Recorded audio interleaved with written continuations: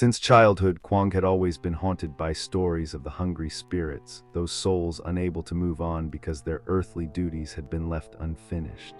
But he never imagined that one day he would become a part of those very tales. Back then, Quang was a young soldier, thrust into the brutal chaos of war along the border. The endless days of battle, death, and destruction had numbed him to the concept of life and death. His body was exhausted, and his soul seemed buried beneath the never-ending conflict. But that night, as he and his comrades took refuge in an abandoned house, everything began to change. The darkness enveloped the room, with only the dim glow of an oil lamp flickering in the distance. The wind howled through the cracks in the door like the whispers of spirits surrounding them. Quang, tired beyond measure, thought he would finally fall asleep, but then a strange sound echoed from the corner of the room. It wasn't the wind, it was the faint moaning of hungry spirits, those souls trapped in limbo, unable to find peace because they had not completed their earthly tasks. And when Quang looked up, he saw the shadows of those spirits who could not move on, hollow eyes, their backs hunched in pain, their limbs emaciated and blood-soaked. They were hungry, hungry for peace, but unable to find it. "We will never be forgiven, will we?" Quang whispered, and from the darkness, the spirits began to draw closer. Quang's heart raced as the cold air in the room grew heavier. The spirits, their hollow eyes fixed on him, moved with an eerie slowness, as though they were bound by invisible chains. Each step they took seemed to drain the light from the room, leaving only an oppressive shadow in their wake. Quang could feel his own breath grow shallow, his body frozen in place by the sheer terror of what he was witnessing. They were not just ghosts, they were trapped. And their hunger was not just for food, but for peace, for release from their endless torment. One spirit in particular stood out among the others. It was a man dressed in the worn-out, tattered uniform of a soldier. His face was gaunt, his skin tight against the bones, and his eyes held a deep sorrow that Quang could feel in his chest. The man's mouth opened, but no words came out, only a low, guttural sound. The hunger in his eyes was palpable, an unrelenting ache that Quang could sense deep within himself. The room seemed to pulse with a cold energy, the wind outside now a mournful howl that made the walls creak and groan. Quang swallowed hard, his mind reeling, trying to understand what was happening. He was no longer just a witness, he was part of it now. The spirits were drawn to him, their presence demanding something he could not understand. "Why are you here?" Quang whispered, his voice barely a breath. The soldier's hollow gaze locked onto him, and for a moment, time seemed to stretch and warp. The room felt smaller, suffocating, as if the spirits themselves were closing in on him. The soldier's lips parted again, and this time Quang heard a whisper. It wasn't just a sound, it was a feeling, a memory perhaps, a plea, a name. "Help us." Quang's eyes widened as the realization hit him like a thunderclap. They weren't just hungry for peace, they were desperate for release, for someone to remember them. These were the souls of soldiers who had fallen in battle, forgotten by the world, left to wander in torment. The curse of the battlefield had claimed their bodies, and now their spirits were bound, eternally hungry, trapped in this world by their unfinished missions. Quang's thoughts raced. He had always heard the stories, but he had never truly believed them. Now, standing in the heart of that darkness, surrounded by these spirits, he could feel their pain, their hunger, their desperate longing for release. But how? How could he help them? "Please," the soldier whispered again, his voice rasping through the air, pulling at Quang's heart. "We need peace." The words hit Quang harder than any physical blow. He took a step back, but his feet felt as though they were sinking into the floor, the room spinning. The weight of their eyes, of their silent pleas, anchored him in place. He could feel his own body shaking, his fear rising, but deep within him, something else was awakening, a sense of responsibility, a need to act. "Tell me what you want," Quang managed to say, his voice shaking with uncertainty. "I'll help you, I promise." But the soldier didn't respond. Instead, the spirits around him began to move, slowly closing in, their faces twisted in agony. Quang could hear their whispers now, a chorus of pleading voices, their words indistinguishable but unmistakably urgent.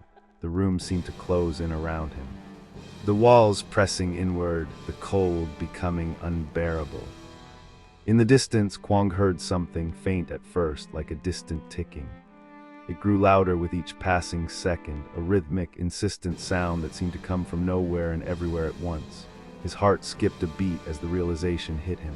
The clock he had heard in his nightmares, the cursed ticking of time, marking the passing of souls, the toll of the battlefield. The soldiers, the spirits, their hunger, their torment, it was all tied to the clock.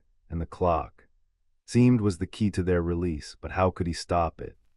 The ticking grew louder still, faster now, like a countdown to something, as if the clock was drawing closer, drawing him toward a point of no return. The spirits were becoming more restless, their whispers more frantic, the cold more suffocating. Help us before it's too late. The air grew thicker, almost suffocating, as the spirits' voices became a cacophony, swirling in his ears like the wind before a storm. The relentless ticking from the unseen clock echoed louder with every passing second, and Quang's pulse raced. He was no longer just a soldier lost in the battlefield. He was part of something much older, much darker.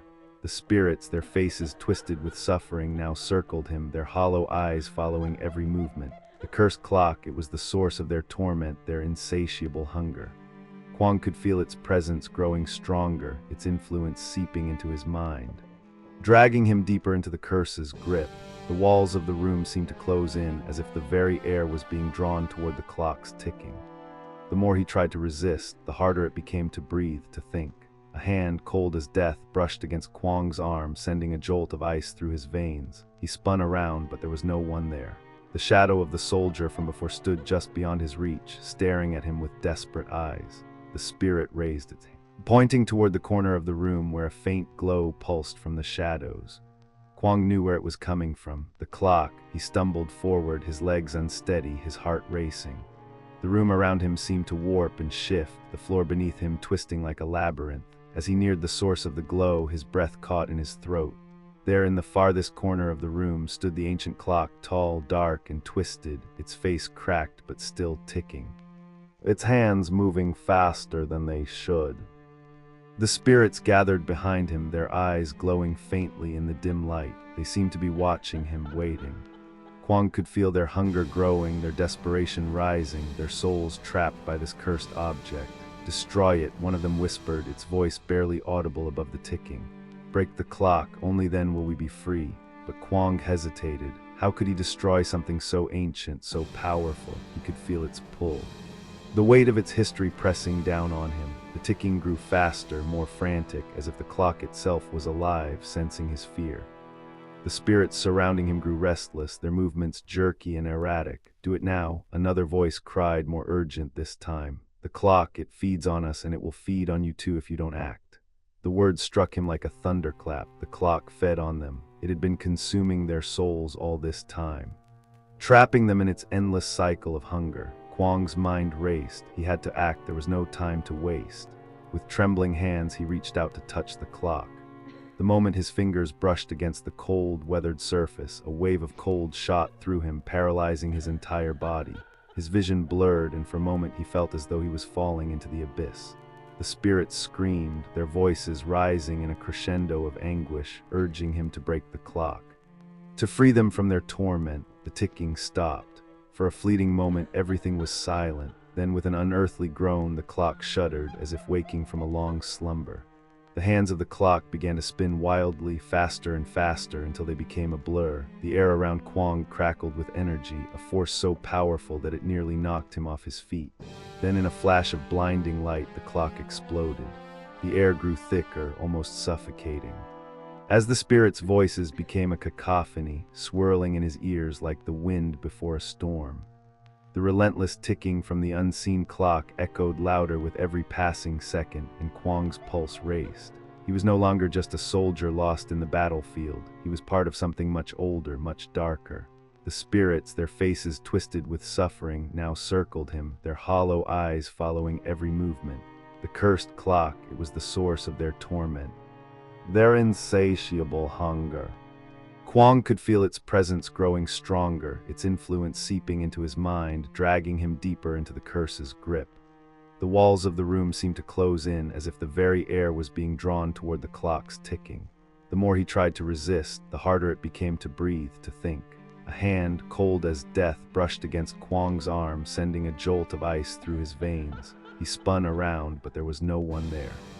The shadow of the soldier from before stood just beyond his reach, staring at him with desperate eyes. The The spirit raised its hand, pointing toward the corner of the room where a faint glow pulsed from the shadows. Quang knew where it was coming from. The clock. He stumbled forward, his legs unsteady, his heart racing. The room around him seemed to warp and shift, the floor beneath him twisting like a labyrinth. As he neared the source of the glow, his breath caught in his throat. There, in the farthest corner of the room, stood the ancient clock, tall, dark, and twisted, its face cracked but still ticking, its hands moving faster than they should. The spirits gathered behind him, their eyes glowing faintly in the dim light. They seemed to be watching him, waiting. Quang could feel their hunger growing, their desperation rising, their souls trapped by this cursed object.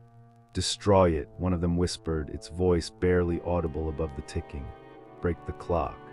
Only then will we be free." But Quang hesitated. How could he destroy something so ancient, so powerful? He could feel its pull, the weight of its history pressing down on him. The ticking grew faster, more frantic, as if the clock itself was alive, sensing his fear. The spirits surrounding him grew restless, their movements jerky and erratic. "Do it now," another voice cried, more urgent this time. "Clock, it feeds on us, and it will feed on you too if you don't act." The words struck him like a thunderclap. The clock fed on them. It had been consuming their souls all this time, trapping them in its endless cycle of hunger. Quang's mind raced. He had to act. There was no time to waste. With trembling hands, he reached out to touch the clock. The moment his fingers brushed against the cold, weathered surface, a wave of cold shot through him, paralyzing his entire body. His vision blurred, and for a moment, he felt as though he was falling into the abyss. The spirits screamed, their voices rising in a crescendo of anguish, urging him to break the clock, to free them from their torment. The ticking stopped. For a fleeting moment, everything was silent. Then, with an unearthly groan, the clock shuddered, as if waking from a long slumber. The hands of the clock began to spin wildly, faster and faster, until they became a blur. The air around Quang crackled with energy, a force so powerful that it nearly knocked him off his feet. Then, in a flash of blinding light, the clock exploded. The explosion reverberated through the room, sending shock waves of cold air crashing into Quang's chest. The spirits let out an agonizing wail as the clock shattered into 1,000 pieces, each shard scattering in every direction. The light from the clock's burst was blinding, and Quang could barely see through the chaos that surrounded him. He stumbled backward, his body shaken by the blast, his heart racing in his chest. For a moment, everything was still. The ticking had stopped. The overwhelming sense of hunger, the presence of the spirits, it all fell silent. Quang gasped for air, trying to steady himself. But as his vision cleared, he realized that the room had changed. The walls that once surrounded him were now distorted, bending at strange angles, as though the very fabric of reality had been torn apart. The spirits were still there, but they were different now, no longer hungry.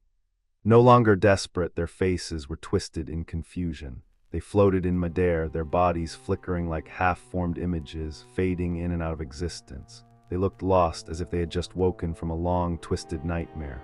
Their eyes met Quang's, and for the first time he saw something in them other than pain. There was recognition. There was peace. "Did you do it?" One of the spirits whispered, its voice trembling with a mix of fear and hope. "Is it over?"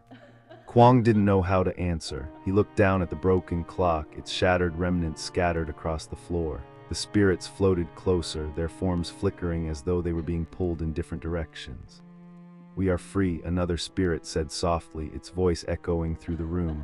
"But time is broken." Quang's eyes widened. He glanced at the remnants of the clock, now reduced to jagged fragments. It had been a powerful force, not just a cursed object, but a symbol of time itself. By breaking it, he had destroyed something far greater than he had realized. The very fabric of time was now unraveling. The room began to shift, the walls warping like liquid. The spirits around him flickered and blurred, their forms breaking apart, merging with the space itself.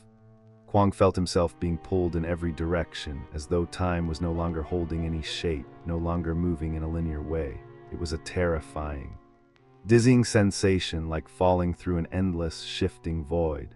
"No," Quang gasped, his voice breaking. "What have I done?" One of the spirits reached out toward him, its form disintegrating as it touched his hand.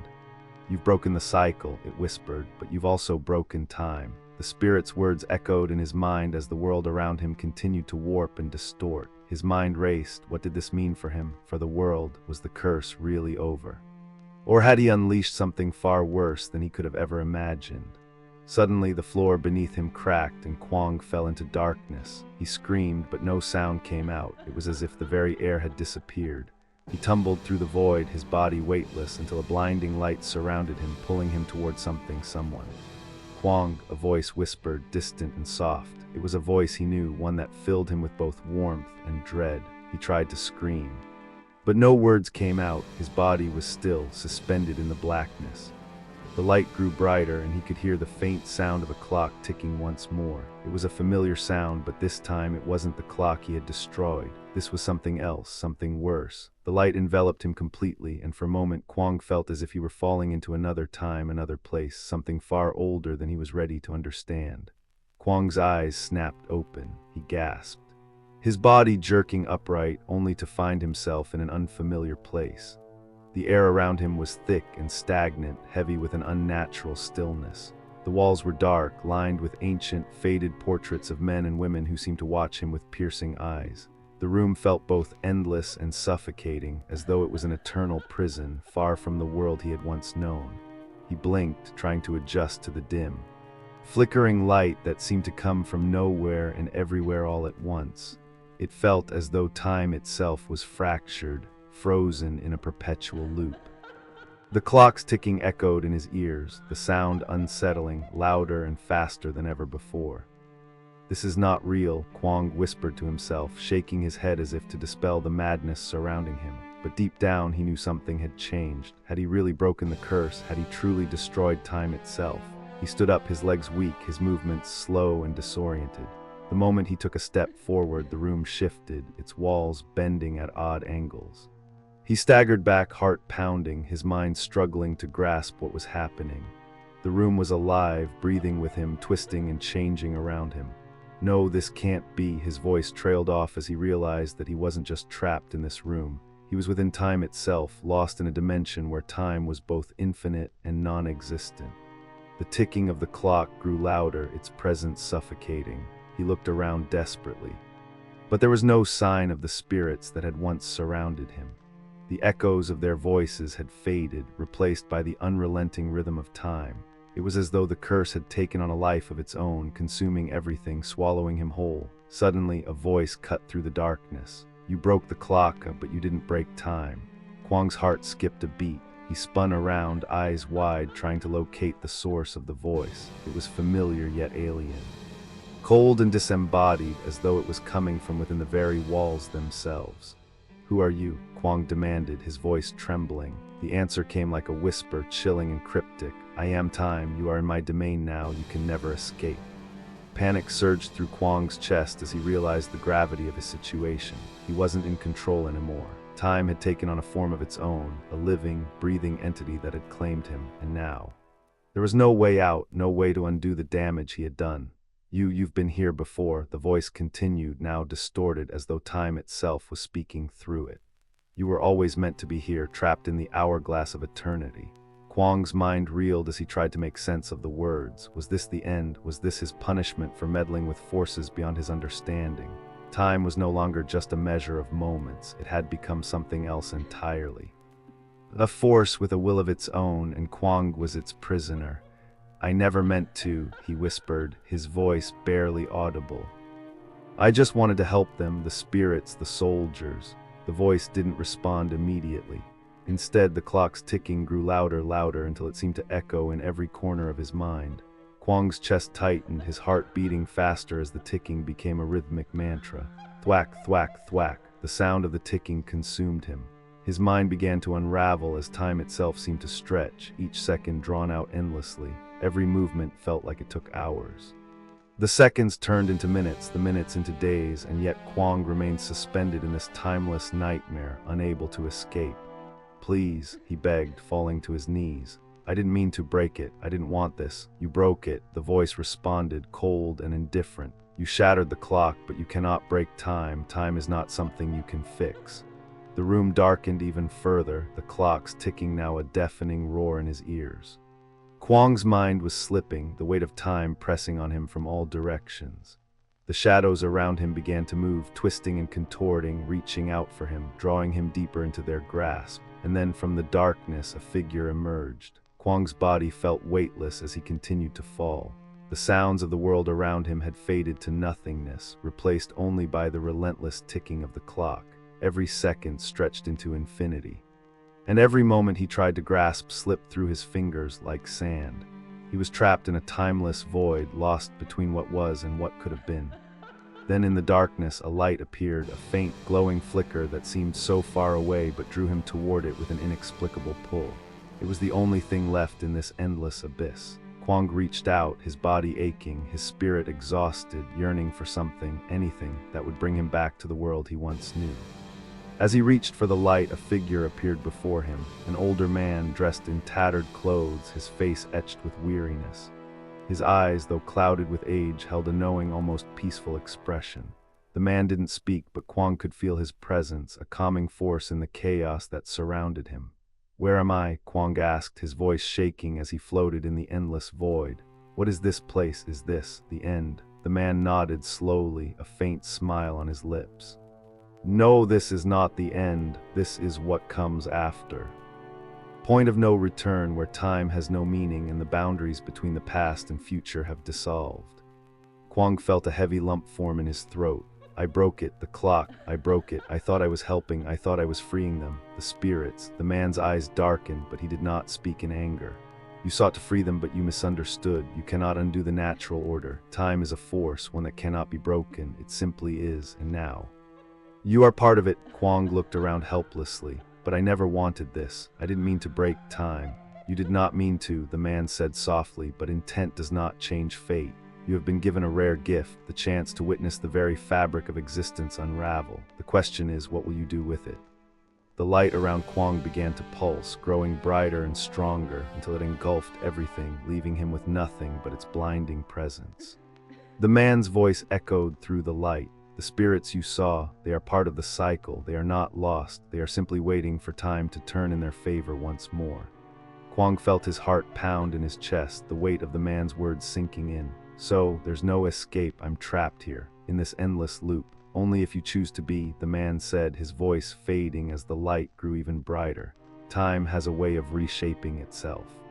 You will find your way back, Quang, but only when you accept what you cannot change. You cannot fix the past, you can only move forward."